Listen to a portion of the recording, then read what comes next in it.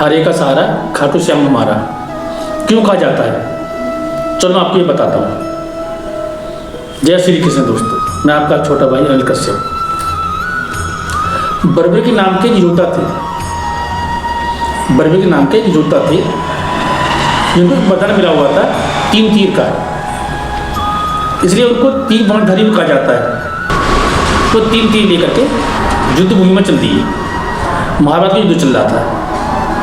अच्छा, ऐसी खासियत थी उनकी कि उन 3 बाण से ना पूरा महाभारत खत्म कर सकते थे, महाभारत का सारा युद्ध खत्म कर सकते थे वो।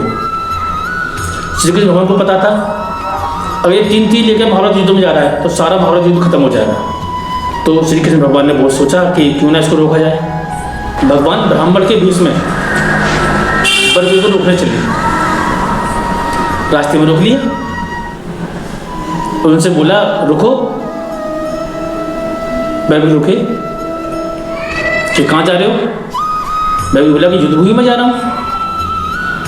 अच्छा, किसी तरफ से लड़ोगे?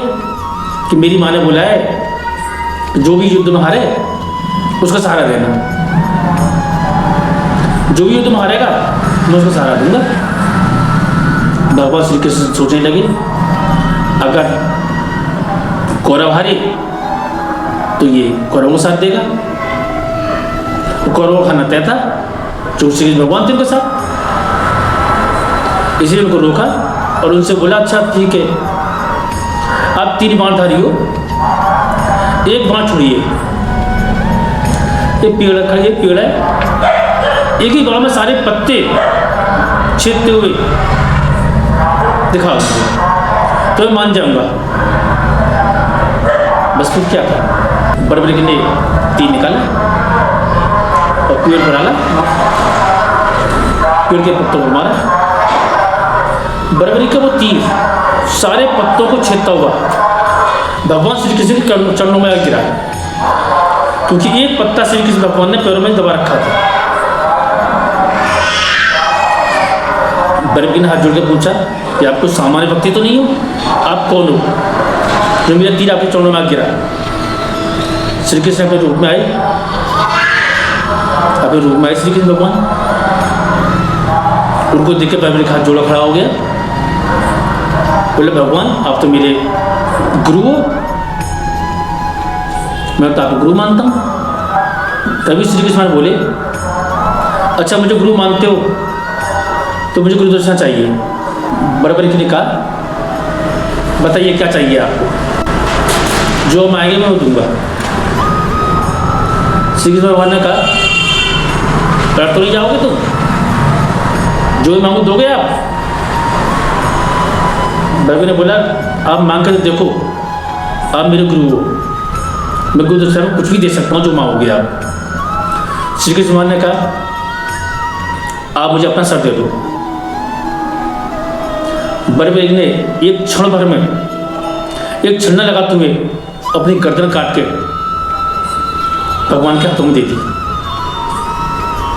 भगवान बहुत प्रसन्न हुए, बोले आपने बिल्कुल नहीं सोचा, एक क्षण में आपने गर्दन काट के मुझे दे दी, बताओ आपकी इच्छा क्या है, मैं सब पूरा करूंगा।